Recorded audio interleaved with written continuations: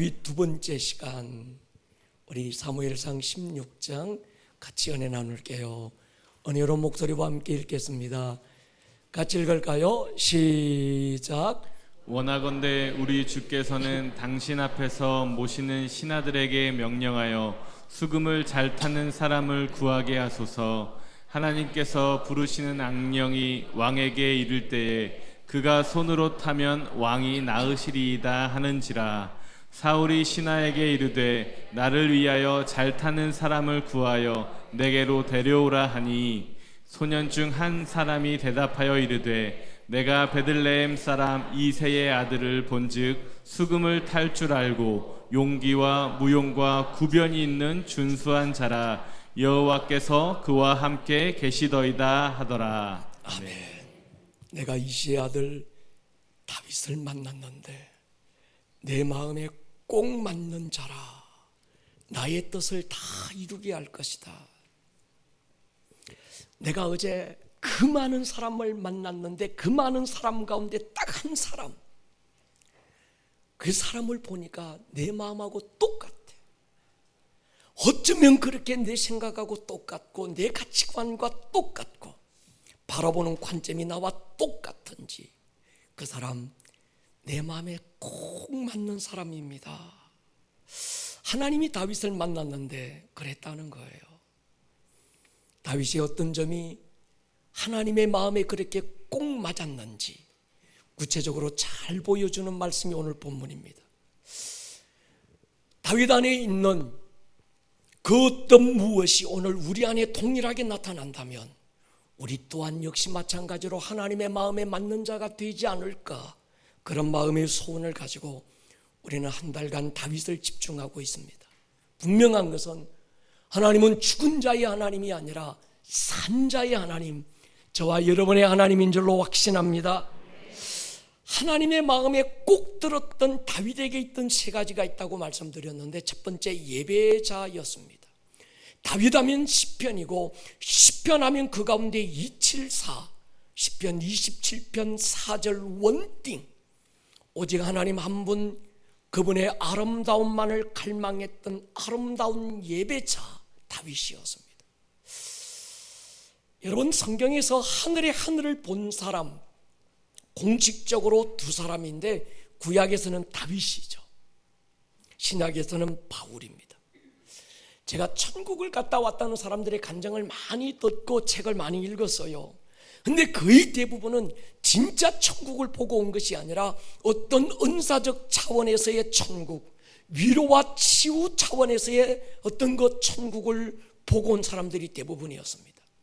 돈 없고 집 없는 서러움에 상처 입은 분들에게는 하나님께서 엄청난 맨션 아파트를 보여주셔서요, 자기가 천국을 갔다 왔는데 아무개 장로는 음악 속에 사는데 하나님께서 나의 집은 어리어리한 펜트하우스에 나의 집을 주셨고, 대문 앞에 보니까 내 이름 석자가 딱 박혔더라는 거예요. 명예의 상처가 있는 분들은 천국 갔는데 아무개 목사는 개틀모자 쓰고 다녔는데 자기는 하나님께서 황금면류관을 씌워주셨다고. 경주에 가보십시오. 박물관에 가면 신라의 왕들이 쓰던 왕관이 있습니다. 얼마나 무거운지 아세요? 만약 우리가 천국 가서 황금면류관 쓰고 다닌다면 아마 우리 모두는 목 디스크 걸려서 뒷목 잡고 다녀야 될 수도 있지 않을까요? 여러분, 환상도 영의 차원에서 보는 진짜 환상이 있는가 하면 혼의 차원에서 투시되어 나타나는 환상도 있습니다. 혼적 영역에서 보여준 환상은 실제가 아니라 그 사람의 혼, 감정과 의지와 어떤 그 사람의 정신, 마음의 분야에 남겨져 있는 상처가 투시되고 그걸 치유하는 과정으로서의 환상이 있습니다. 천국 맨션에 살고 개틀모자 쓰고 다니는 곳이 아니지요. 만약 그렇다면 서울 최고급 펜트하우스에 사는 사람은 천국 가고 싶은 생각이 없을 겁니다. 하나님께서 그 사람의 혼의 영역에 남겨져 있는 상처를 환상을 통하여 치유하고 만져주시는 거죠. 잘못됐다는 얘기가 아닙니다. 그러나 그게 실제 천국은 아니라는 거예요. 천국이 어떤 곳인가 정확하게 하는 방법이 있습니다.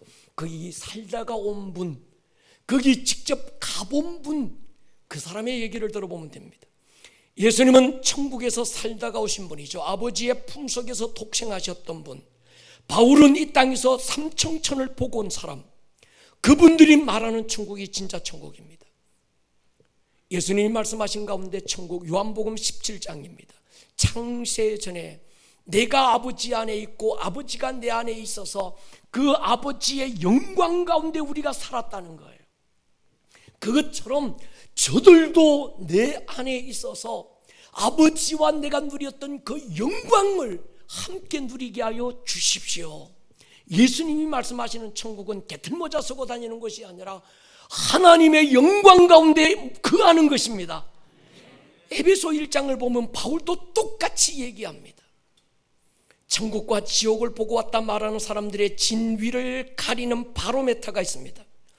정말 천국을 보고 온 사람은 이전과 같이 살 수 없습니다. 천국을 보고 왔다 말하고 주님을 뜨겁게 만났다고 말하며 이전과 다르게 사는 삶이었다면 다 가짜인 거죠. 정말 천국을 보고 정말 예수님을 만났다면 이전과 같이 살 수 없습니다. 명예에 집착하고 돈 모으는데 혈안되어 있고 다 가짜인 거죠. 진짜 영광을 경험한 사람, 이 세상에 미련이 없어집니다. 이 세상에서 가지고 싶고 누리고 싶은 것 없어지는 거죠. 여러분 백화점 가보십시오. 백화점 가면 점원이 상술로 제일 먼저 제일 좋은 옷, 제일 비싼 옷을 내놓아요. 그 다음부터는요, 보여주는 게 눈에도 안 들어와요. 베스트를 본 사람은 그게 안 보이는 거야. 다음 게 천국이 베스트입니다. 할렐루야. 그 베스트 천국을 보고도 세상의 것들이 눈에 들어오고 이것 욕심 부려서 안달 막 한다고 한다면 그 사람은 천국을 안 봤든지 안 천국을 보고 왔든지 둘 중 하나가 아닐까요? 여러분 신약교회 공동체 원형 사도행전의 교회를 보십시오. 그들이 성령 충만했을 때 나타났던 현상은 그들의 소유를 팔아서 사도들의 발 아래에 두었습니다. 여러분 사도의 발 아래 둔 것과 사도의 주머니 안에 둔 건 다른 얘기입니다. 사도의 발 아래 둔 건 자기 권리를 포기하는 거예요. 공개된 재정이라는 겁니다. 이 공개된 재정은 약하고 없는 자들에게 나누어 줘야 될 재정이고 주의 복음 위하여 쓰여져야 될 거룩한 재정입니다. 이런 공적 재정을 자기 주머니에 채우는 건 가짜들인 거죠. 요즘 엔타임을 말하고 알리야를 말하는 사람들이 굉장히 많습니다. 오늘 이 시대 가장 자극적인 성도들의 마음에 자극을 줄 수 있는 두 가지가 있다면 엔타임 마지막 때, 또 하나는 알리야. 전 세계에 흩어져 있던 그 디아스포라 유대인들이 다시 하나님께서 그들을 불러 모으시는 고토 이스라엘로 돌아오게 하시는 그 알리야 운동 굉장히 중요합니다. 이사야 49장에 보면 하나님께서 시온의 대로를 말씀하실 때 이사야 49장에서 내가 전 세계에 흩어져 있는 나의 백성들 아브라함의 자손들을 이방의 왕들과 왕비들이 그들을 품에 안고 이 땅으로 돌아오게 할 때가 있다는 거예요. 할렐루야. 여러분 알리야 굉장히 중요합니다. 엔타임이 지금인 줄로 믿습니다. 그러나 이 중요한 사역에 앞서서 사역하는 단체나 사람들을 검증해 볼 필요가 있지 않을까요? 정말 저들이 하나님의 공심을 가졌는지 아니면 사심을 가지고 이 사역을 주도해 나가는지를 검증해 볼 필요가 있는 거지.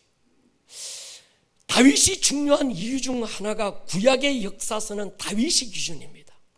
다윗의 길로 행한 왕들은 선한 왕, 하나님이 인정하시는 왕이고, 다윗의 길로 행하지 않는 왕은 그가 아무리 위대한 업적과 탁월한 리더십을 가졌다고 할지라도 악한 왕으로 분류되고 기록되고 있습니다. 그럼 다윗의 길 핵심이 뭔가 하면 예배지요. 다윗처럼 예배의 회복을 위해서 힘썼는가? 선한 왕입니다. 반대로 정말 다윗의 길이 아닌 예배에 대한 관심도 없고 하나님의 킹덤이 아닌 자기 왕국을 세우기에 혈안되어 있었다면 그는 나쁜 왕, 악한 왕으로 나누어졌던 거죠. 하나님께서 이시의 아들 다윗을 보니 내 마음에 맞는 자라. 이 말은 다윗은 하나님의 마음의 소원이 어디로 흐르고 있는지 알았다는 얘기입니다. 다윗은 하나님의 꿈이 뭔지, 하나님의 비전이 뭔지, 하나님의 손이 어디를 향하고 있는지, 하나님의 마음이 누구에게로 흐르고 있는지 하나님의 마음을 안 사람, 그게 다윗인 거죠. 하나님은 하나님의 꿈과 소원을 알고 있는 그 한 사람 다윗에게 내 뜻을 다 이루게 할 것이다. 할렐루야. 하나님께서 아름다운 꿈의 교회를 볼 때 아름다운 꿈의 교회, 대한민국에 6만 개 교회가 있는데 이 교회는 내 마음에 꼭 맞는 교회라. 나의 마음을 알고 내 어떤 마음의 소원이 뭔지를 정확하게 알고 있는 교회라. 칭찬해 주시기를 축복합니다. 신앙의 궁극적인 목적은 하나님 이용해서 내 욕심 채우는 거, 내 야망 이루는 게 아니지요. 하나님의 꿈을 이루고 하늘에서 이루어진 하나님의 뜻을 내 삶 가운데 풀어놓는 것이 신앙의 목적인 줄로 믿습니다. 하나님의 꿈 이런 거지요.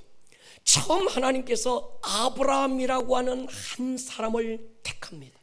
그리고 그를 갈대아 우르에서 불러내시면서 그에게 하나님의 꿈을 주어요. 너를 통하여 나의 왕국을 세울 것이다. 그래서 하나님은 가나안 땅이라고 하는 한 땅으로 아브라함을 이끌고 가시는 겁니다. 가나안이라는 한 땅, 하나님의 꿈을 이루기 위하여 선택된 땅이고 아브라함 하나님의 꿈을 이루기 위하여 선택된 한 사람인 거지요. 그 땅 그 백성들을 통해서 하나님의 완전한 통치와 다스림을 나타내고 그 아브라함의 자손을 통해서 세상의 모든 나라, 모든 족속이 하나님의 통치 아래 있기 원했던 것이 하나님의 꿈이었습니다. 하나님은 태초에 꿈을 꾸신 거예요. 그 꿈을 이루기 위해서 아브라함을 선택하셨고 그 꿈을 이룰 구체적인 어떤 한 땅, 가나안 땅을 선택하시고 하나님의 꿈은 그 땅에서 아브라함이라는 한 사람과 그의 자손들을 통해서 하나님의 왕이 되고 하나님의 통치와 하나님의 주권과 하나님의 다스림이 온전히 이루어지는 하나님의 꿈을 이루고 그 땅, 그 아브라함의 자손들을 통하여 천하 만민이 하나님의 꿈을 이루는 땅이 되고 하나님의 통치 아래에 있기 원하는 하나님의 꿈인 줄로 믿습니다. 창세기 12장 1절부터 3절은 하나님의 꿈을 아브라함에게 지금 얘기하는 거예요. 하나님 여호와께서 아브라함에게 이르시되 너는 너의 고향과 친척 아비 집을 떠나 내가 네게로 보여줄 땅으로 가라. 땅. 내가 너로 큰 민족을 이루고 네게 복 주어 네 이름을 창대케 하겠다. 이게 중요한 게 아닙니다. 그 이유가 있는 거예요. 복 넘어 복이 있다는 겁니다. 네가 복이 되라. 그 꿈이 뭡니까? 너를 축복하는 자에게 내가 복 주고 너를 주는 자에게 내가 저주할 것이니 땅의 모든 민족, 모든 족속, 모든 땅이 아브라함 너로 말미암아 복받아서 이 땅이 온전한 하나님의 나라가 된 것처럼 전 세계와 열방이 하나님의 나라가 되고 할렐루야 주의 주권이 세워지고 하나님의 통치와 다스림 안에 있게 되는 이것이 아브라함이 그리고 가나안 땅이 선택된 하나님의 꿈의 내용이었습니다. 그 이후로 하나님은 수많은 믿음의 사람을 통해서 이 꿈을 이루기를 원해서요 모세를 불렀습니다. 그래서 하나님은 애굽에서 종살이하는 그들을 가나안 땅으로 이끌어가라고 말합니다. 여호수아를 세웠습니다. 그런데 모세도 여호수아도 하나님의 꿈을 다 이루지 못했어요. 모세는 느보산 아래에서 죽고 말았고 여호수아는 가나안 땅에 들어갔지만 온전한 정복을 다 하지 못한 채 남겨져 있는 땅들은 12지파에게 분배해주고 니들이 차지하라 유언을 남기고 죽은 거예요. 그 이후에 하나님은 사울이라는 왕을 세웠고 하나님의 꿈을 이루기 원했지만 사울은 자기 킹덤에 눈멀어서 하나님께 버려지고 맙니다. 하나님의 킹덤이라고 하는 하나님의 꿈을 온전히 이룬 사람 바로 다윗입니다. 그래서 하나님은 그 다윗을 가리켜서 네가 내 마음의 소원을 알고 있었어. 내 마음의 소원을 완전히 이룬 자가 바로 너야. 내 마음에 맞는 자라. 내 뜻을 다 이루게 하리라. 할렐루야. 다윗의 장막은 하나님의 꿈과 하나님의 킹덤을 완성하는 일에 결정적 역할을 했던 거지. 그 앞에 나가서 하리이까 말리이까 가리이까 말리이까 치리이까 말리이까 내가 이 왕국의 왕이 아니라 킹 오브 킹, 당신이 이 나라의 왕입니다. 그게 다윗의 위대함이죠. 여러분, 이 도시에 하나님께서 교회를 세우신 이유가 뭘까요? 하나님이 주인 되심을 드러내는 것 아닐까요? 다윗의 장막 안에서 24시간 쉬지 않는 예배와 기도, 그것이 하나님의 킹덤을 세우는 일에 굉장히 중요했던 겁니다. 여러분, 예배는 종교의식이나 종교놀이가 아닙니다. 예배를 통해서 하나님의 왕되심이 선포되고, 할렐루야, 하나님의 나라가 세워지는 줄로 믿습니다. 우리의 예배가 그저 하나님 나 예배합니다, 발도장 찍고 갑니다, 이런 예배가 아니라 오늘 당신의 이 한 번의 예배가 당신의 가문에 임할 하나님의 나라를 세우는 예배가 되기를 축복합니다. 우리가 예배할 때 인천이라는 이 도시가 하나님의 통치와 다스림으로 하나님의 나라가 될 줄로 확신합니다. 우리가 예배할 때 나만이 아니라 여러분의 목장이, 여러분의 가문이 하나님의 통치 안에 있기를 주의 이름으로 축원합니다. 그것이 바로 예배의 핵심이라는 거예요. 제가 다윗의 시편을 읽고 묵상하다가 제 영혼을 흔들었던 말씀이 하나가 있어요. 우리가 성경 통독 하루에 10장씩 읽어 나가십시다. 여러분 읽고 있습니까? 그 말씀을 읽고 가다가 시편을 읽다가 제 영혼에 쿵 하고 들어온 게 있어요. 시편 63편 1절입니다. 하나님이여, 주는 나의 하나님이시라. 내가 간절히 주를 찾되 물이 없어 마르고 황폐한 땅에서 내 영혼이 주를 갈망하며 내 육체가 주를 앙모하나이다. 이 다윗의 위대함이 여기 있었던 거예요. 다윗은 그의 영혼이 하나님을 갈망했지만 그 영혼뿐만이 아니라 그의 육체가 물이 없어 마르고 황폐한 그 땅에서 주여, 오늘도 이 육체가 물을 찾는 게 아니라 먹을 걸 찾는 게 아니라 내 어떤 삶의 안식을 찾는 게 아니라 내 육체도 살아계신 하나님을 앙모합니다. 동의하십니까? 그게 예배인 거죠. 여러분, 우리가 예배 시간에 우리의 영이 예배 자리에 하나님이 오셨구나, 성령님께서 이 예배 가운데 운행하고 계시구나 느끼지만 더 또 하나는 우리의 육체도, 우리의 혼이라는 오감도 하나님을 느낄 수 있다는 거예요. 에덴 동산에서 아담은 여호와가 그 에덴 동산을 거니시는 여호와의 발자국 소리를 들었다는 거예요. 우리 그 소리를 들으십시다. 하나님의 임재, 내 육체도 앙망해야 되는 거예요. 여러분, 내 영과 혼과 육이 살아계신 하나님의 임재를 느끼고 경험하면 그 다음부터는 세상의 즐거운 맛이 없어집니다. 이 영광의 맛이 내 안에서 사라지면 그때부터 세상의 것들로 채우고 싶은 것들로 가득해지는 거예요. 술로 채우고 담배 채우고 세상의 온갖 즐거움으로 채우고 싶은 이유가 뭔가 하면 내 영 안에서 살아계신 하나님의 그 임재가 사라지고 말면 그 사라진 하나님의 임재에 대한 갈망이 있는데 진짜 하나님으로 채워지는 게 아니라 세상 가짜들로 자꾸 채우고 싶은 본능이 생긴다는 거예요. 우리 아이들에게요, 얘들아 이제 방학인데 게임하지 말고 공부 좀 해라. 게임 제발 좀 하지 마라.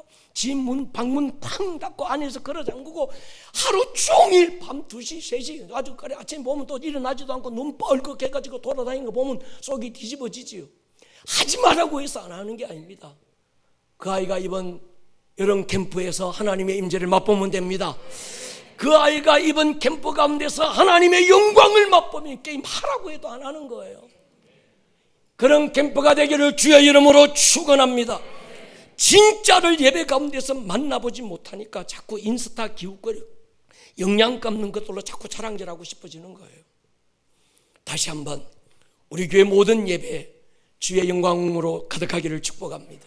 누구라도 저 예배당 문을 열고 들어와서 예배 자리에 앉는 순간에 하늘이 열리고 하나님의 임재가 사닥다리 가운데 내려와서 우리의 영혼을 덮어버리는 그런 예배가 되기를 주의 이름으로 축원합니다. 여러분, 베드로, 야고보, 요한 보십시오.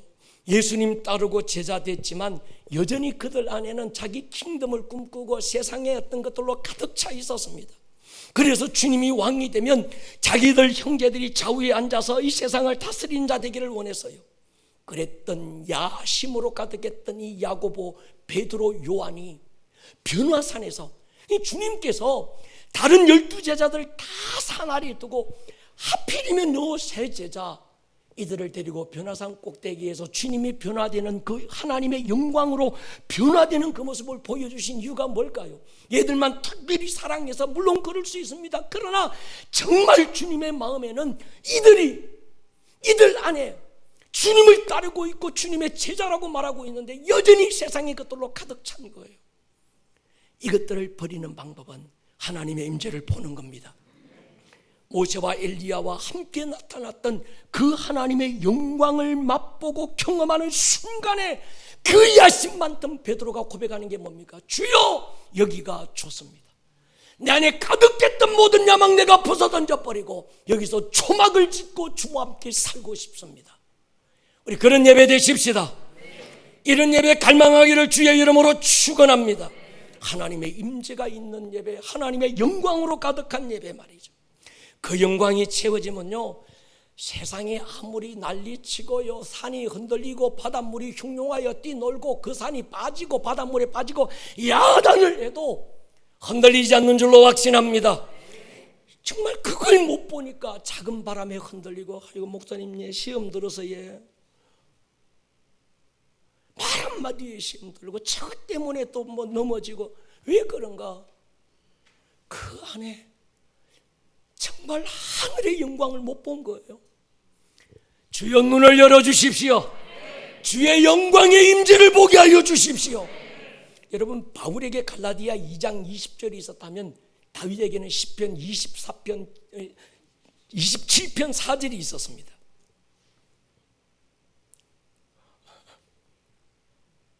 제가 요즘 말이 자꾸 헛나와요.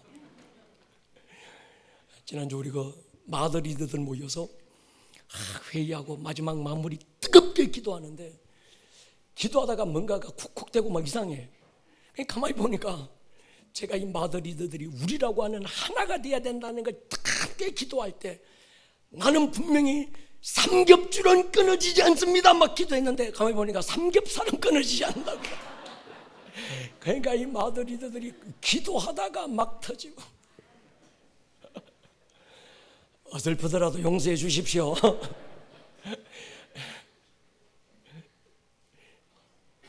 말이 삐뚤어져서 입이 헛나오는 거예요. 바울에게 갈라디아 2장 20절이 있었다면 다윗에게는 시편 27편 4절이 있습니다. 여러분, 우리가 다른 건 암송 못해도 갈라디아 2장 20절과 시편 27편 4절은 꼭 암송하시기를 축복합니다. 바울의 신앙, 바울의 마음의 소원을 한마디로 압축하여 전부를 볼 수 있는 한 구절이 있다면 갈라디아 2장 20절. 나는 예수와 함께 못 박았고 나는 없고 내 안에 예수만 있다.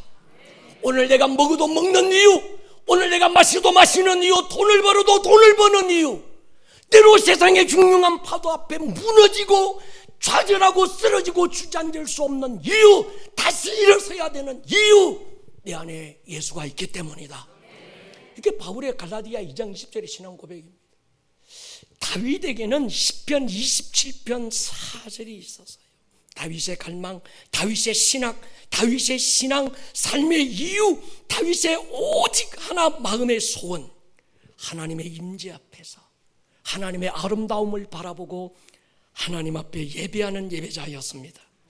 그랬습니다. 다윗은 왕의 자리 내놓을 수 있어서요, 왕이 가진 부귀영화 포기할 수 있었습니다. 지금까지 그가 이룬 업적 대단하지만 모든 건 내어놓을 수 있었습니다. 그러나 그런 순간에도 오직 한 가지만은 포기할 수 없었고, 이것만은 반드시 지켜내야 됐고, 이것만은 구하고 얻고 팔하고 가져야 했던 한 가지, 하나님의 집에 살면서 하나님의 아름다움을 바라보는 그 예배자 다윗의 소원인 거죠.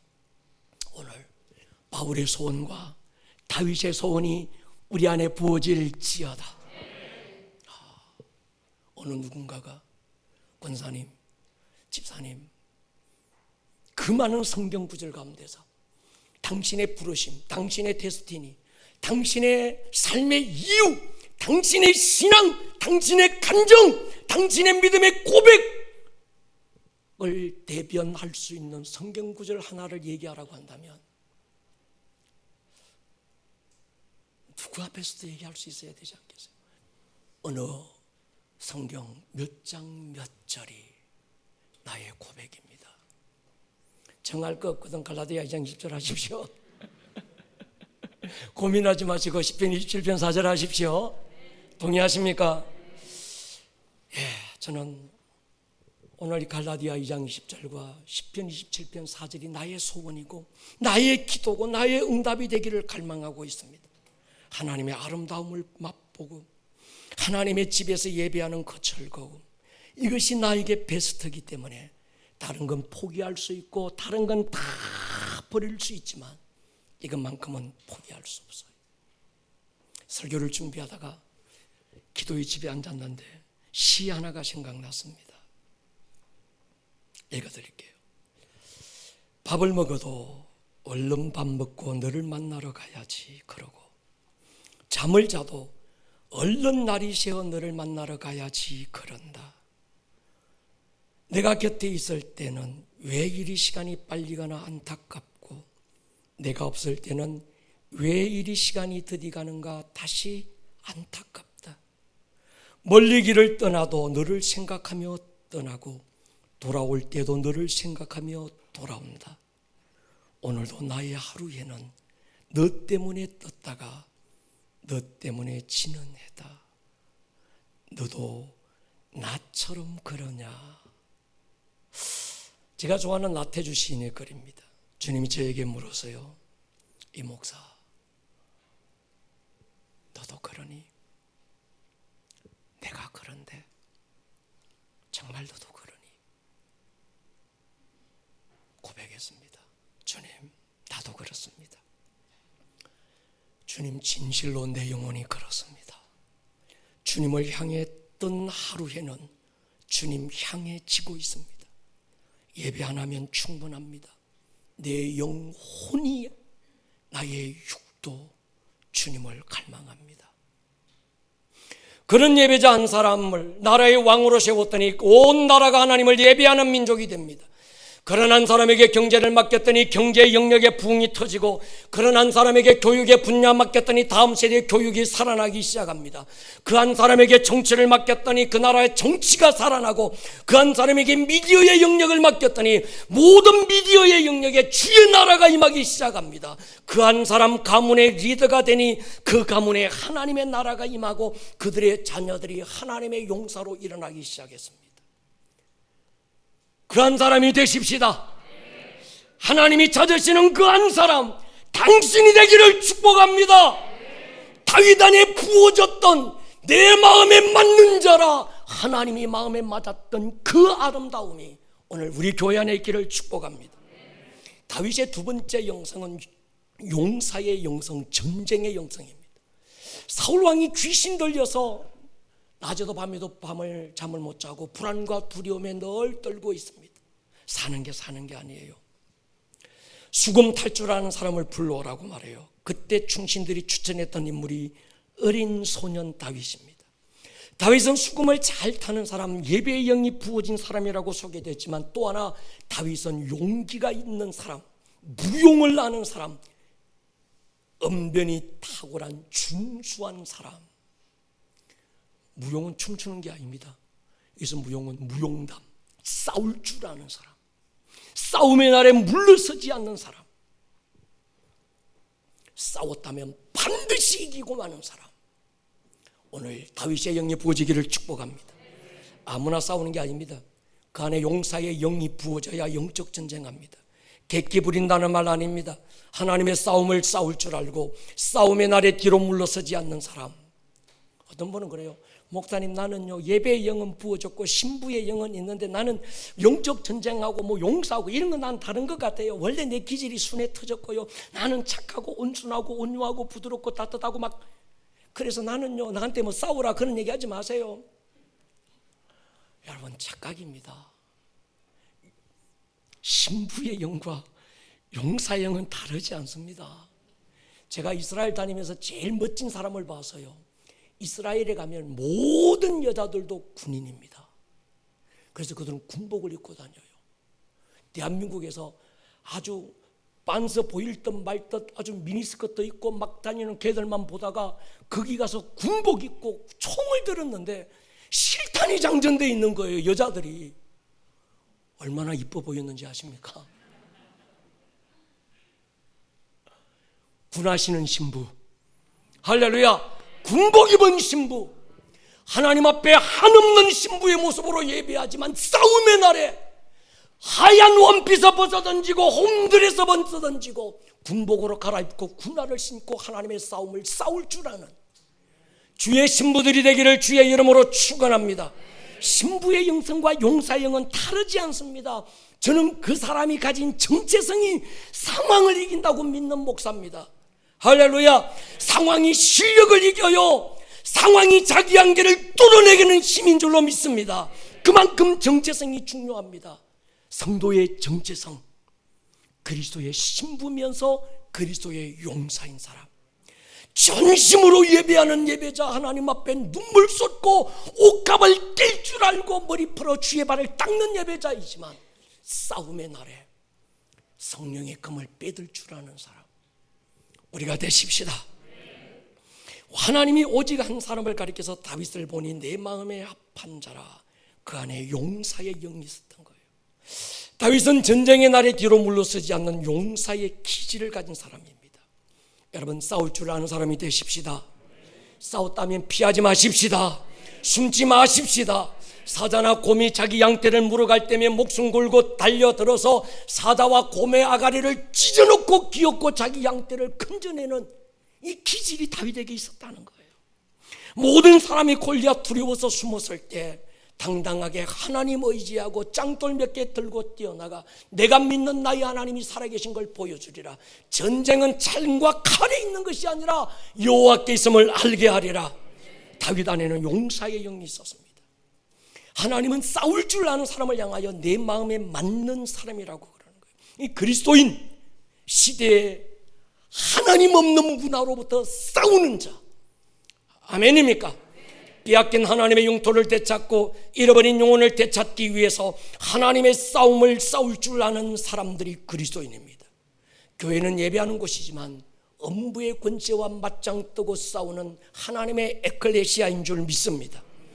전쟁의 날, 싸움의 날에 물러서지 않는 군복 입은 신부들, 할렐루야, 군하시는 신부들, 우리가 되시기를 주의 이름으로 축원합니다. 제가 그런 생각해 봤습니다. 가나안 정복을 앞두고 하나님께서 느보산 아래에서 모세를 불러가시는 이유가 뭘까? 성경은 표면적으로 하나님께서 바위 한 번만 치라고 하는데 두 번 치고 막 화내가지고 하나님께서 모세를 가나안 땅에 안 데리고 가신 그런 쫀쫀한 하나님이실까? 제가 볼 때 아닙니다. 그건 표면적인 이유예요. 모세의 눈이 흐리지 않고 기력이 세려하지 않은 아직은 청춘이고 팔팔한 모세, 하나님께서 왜 느보산, 바로 눈앞에 가나안 땅이 보이는 느보산 아래서 하나님이 모세를 데리고 가신 이유, 그리고 훈련되지 못했고 아직은 다듬어지지 못했던 리더십이 세워지지 않는 여호수아를 리더로 세우고 가나안을 정복하게 하신 이유가 뭘까?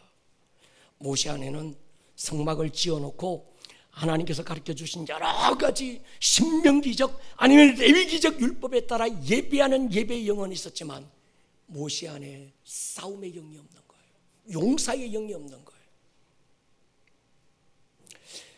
포도주틀에 숨어서 밀을 타작하고 있던 기도원을 찾아가셔서 하나님이 하신 말씀이 있습니다. 뭐라고 하셨을까요? 큰 용사야. 제가 볼 때 찌질입니다. 겁쟁이입니다. 미디안과 맞서 싸울 용기가 없어서 대낮에 큰 마당에다가 타작하는 게 아니라 포도주틀 속에 갇혀가지고 혹시나 뺏길까봐 그저 밀 까고 있는 이런 기도원을 불러셔서 주님이 하신 말씀이 큰 용사야. 왜일까요? 하나님은 기도원 안에 있는 용사의 영을 보신 거예요. 기도원이 말해요. 하나님, 우리 집은 이스라엘 지파 가운데 가장 작은 집하고 그 지파 중에서도 우리 집은 가장 작은 집인데 나를 용사라고 부르신 이유가 뭡니까? 하나님께서 말씀해요. 네 안에 용사의 영이 있다. 내가 너와 함께 싸울 것이다. 예수를 핍박하고 교회를 잔해하던 사울을 선택하여 끝까지 그를 선택하여 쓰신 이유가 뭘까요? 그 안에 용사의 영이 있었던 거예요. 하나님은 큰 용사입니다. 믿습니까?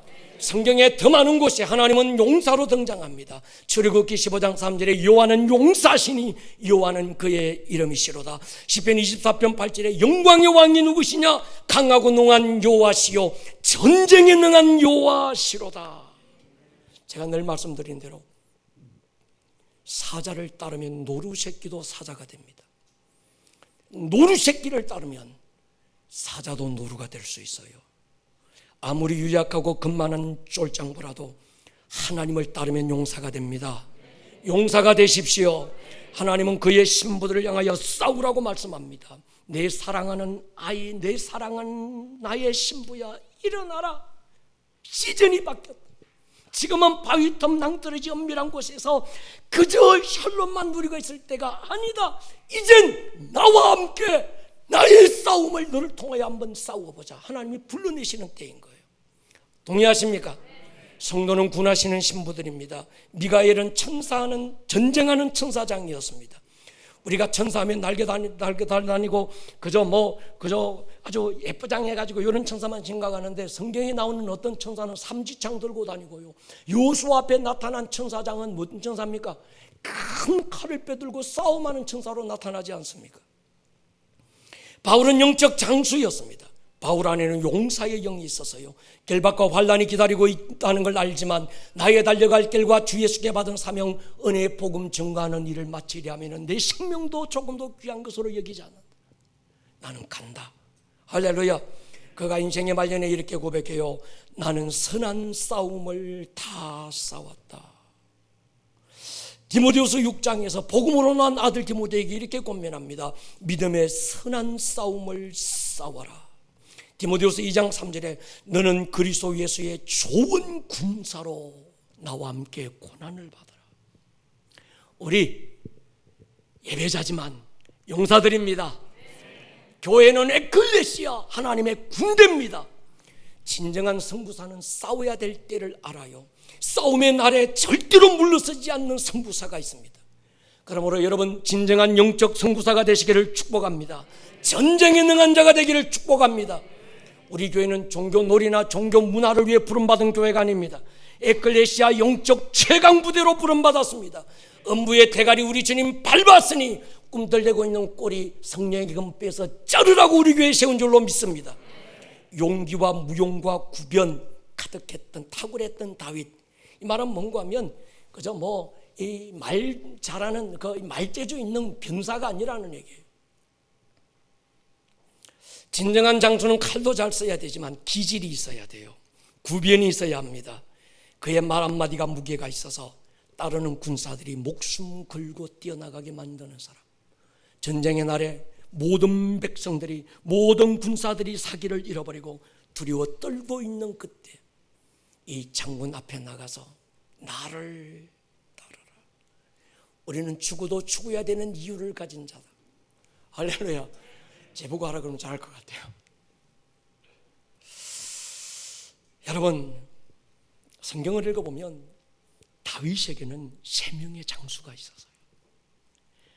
그 3명 밑에는 30명의 또 용감한 장수들의 이름을 성경은 쫙 기록하고 있습니다.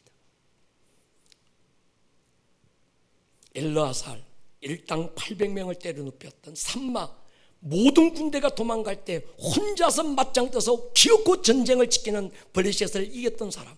아비시의 버나야, 다윗을 위해서 적군에게 포위됐던 베들레헴 성 안으로 뛰어들어가서 베들레헴 우물을 뜨다가 다윗에게 바쳤던 충성스러운 용사들, 그들의 이름과 사건이 기록된 거예요. 적의 숫자가 너무 많고 긴 싸움에 지친 군사들이 힘을 잃고 있을 때 여러분 앞장서기를 축복합니다. 영화 안시성 전투의 명대사, 중국 당나라의 당태종이 20만 명의 군사 이끌고 고구려를 쳐들어왔을 때 5천 명의 군사로 20만 명의 당태종의 군대와 맞선 안시성의 군주 양만춘이 선포했던 말. 이 싸움 도무지 이길 수 없고 질 수밖에 없다. 지금 맞서 싸운다면 애매한 백성들만 죽는다. 목숨이라도 구해야 되지 않겠느냐. 저 백성들이 무슨 죄가 있느냐. 항복하자고 설득하는 그의 옆에 있는 사람들에게 양만춘이 했던 말이 있습니다. 뭔지 아세요? 너는 이길 수 있을 때만 싸우느냐? 안 멋있습니까?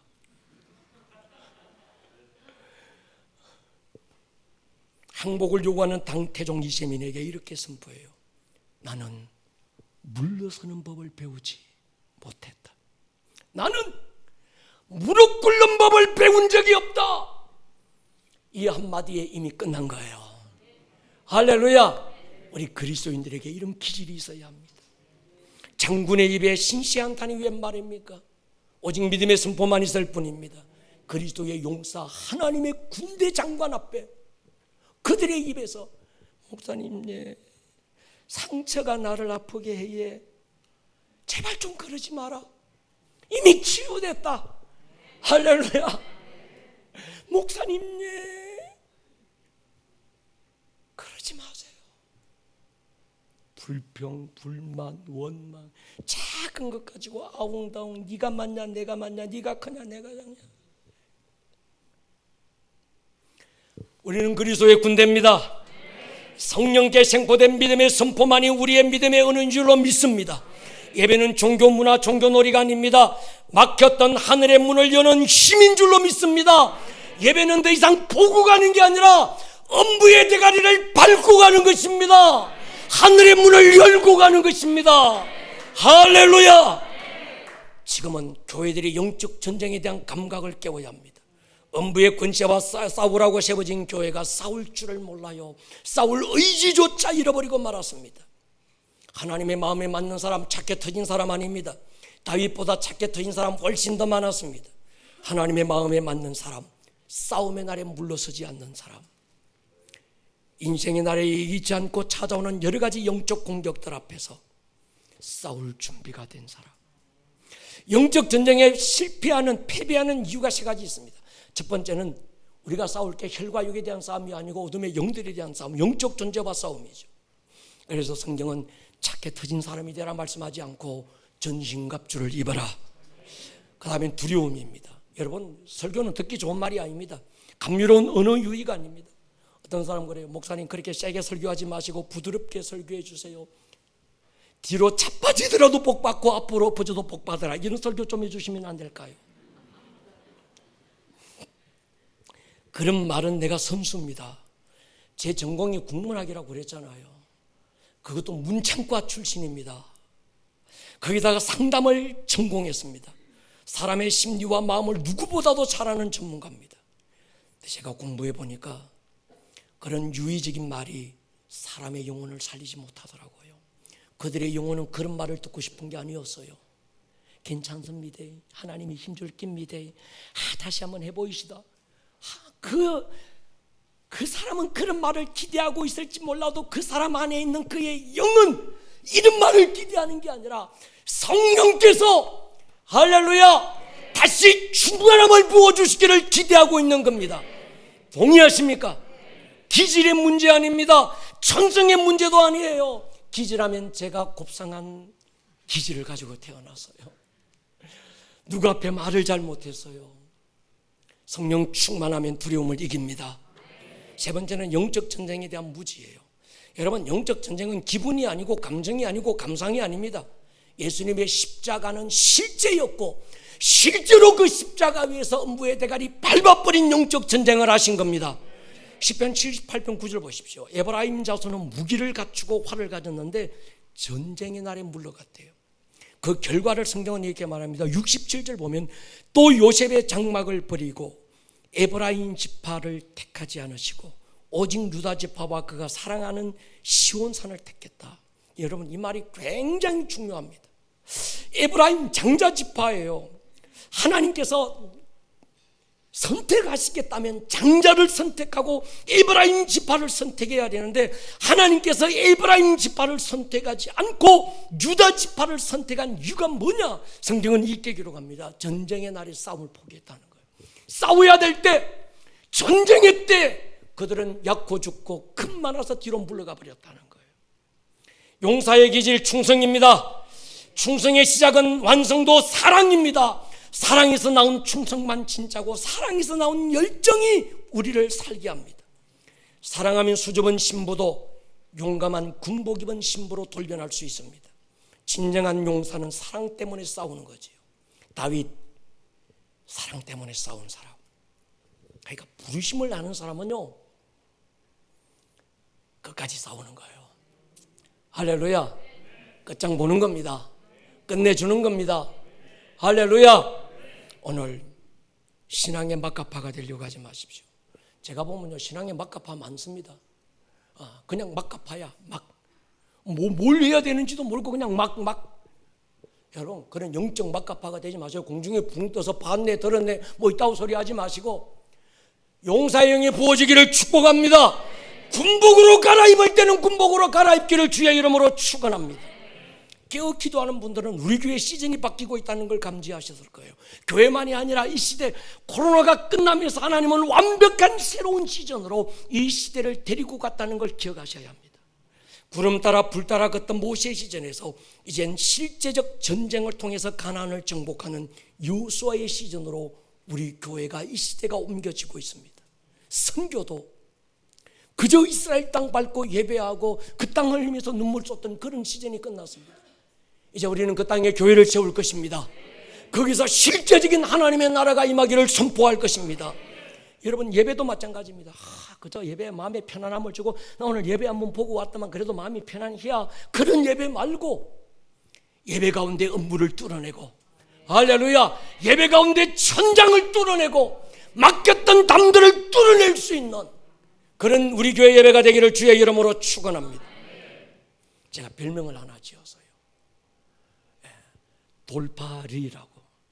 이걸 다르게 붙이면 이상합니다. 돌파리가 될 수 있어요. 그런 마음을 가졌어요. 세상에서는 돌파리가 되자. 목사지만 잘하는 것 아무것도 없고 해낼 수 있는 것도 없고 누가 봐도 저 사람 돌파리 같아. 수단도 없고 어떤 것도 없고 방법도 없는, 그저 하나님 한 분 의지하고 막 나가는, 누가 봐도 돌파리 같아. 그러나 영적으로 보면 하나님의 싸움을 싸울 때 돌파하는 이 목사가 되기를 축복하고 축복해 주시기를 축복합니다. 우리 교회 장로님들 돌파리들이 많습니다. 돌파 이영건 리, 돌파 이영종 리, 할렐루야, 돌파 이성 리, 다 돌파리들이에요. 돌파 빡들도 있잖아요. 돌파 박, 돌파조, 조보현장 돌파조, 이게 조별로 싸우는 돌파조들. 할렐루야. 돌파의 영이 부어지기를 주의 이름으로 축원합니다. 머리를 숙여 보십시다.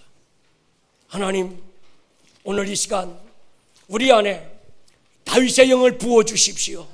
돌파의 영을 부어주십시오. 싸움의 영을 부어주십시오. 광야의 길을 내는 사람, 사망의 강을 내는 사람, 황량한 그 들판에서도 믿음의 두 손을 들고 큰 산아 네가 무엇이냐, 너는 내 앞에서 평지가 될 것이다.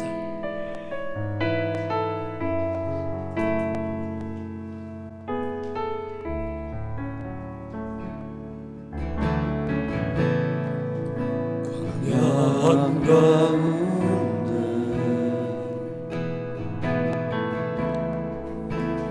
길을 잃어도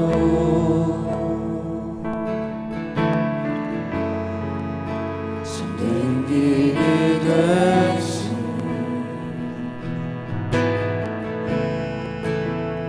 주를 기다려 비바람 몰아칠 때, 비바람 몰아칠 때 내 믿음 흔들려도,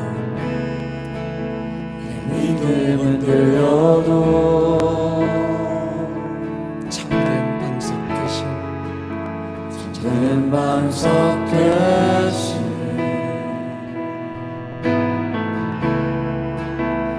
주를 기다려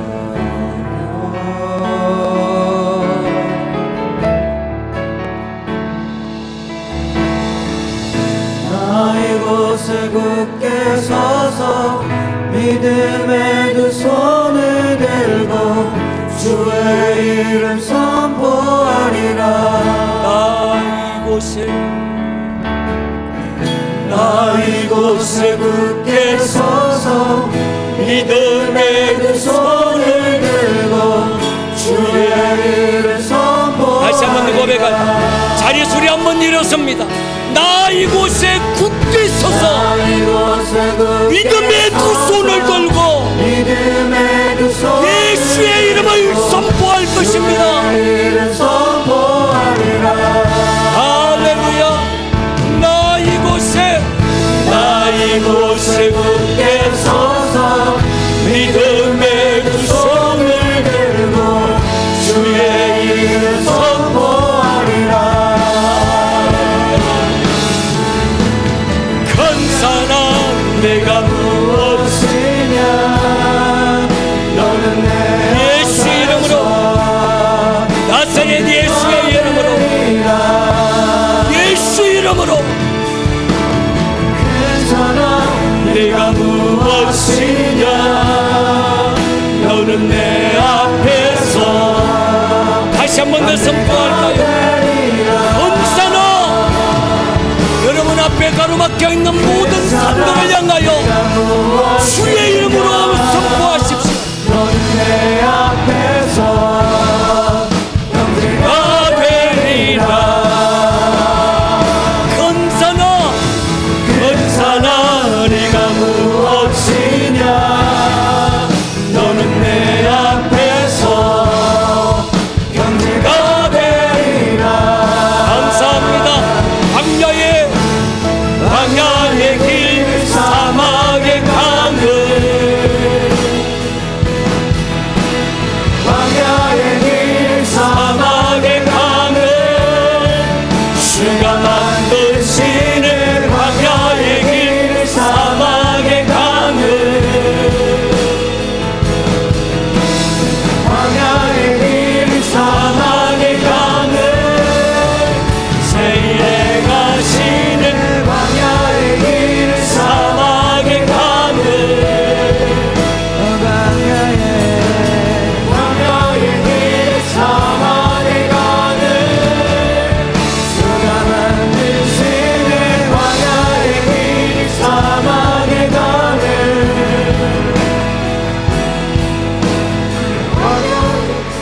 이 시간 한번 우리 기도할 거예요. 여러분, 말씀을 들을 때 말씀은 영이고 말씀은 생명인 줄로 믿습니다. 주님, 나에게 주셨던 주님의 감동, 주여 나를 용사로 쓰십시오. 용사의 영을 부으십시오. 요한은 용사시라고 그랬습니다. 용사이신 하나님이 함께하는 요수아의 군대가 되게 하여 주십시오. 주여 한번 부르고 통성으로 기도합니다. 주여, 주여.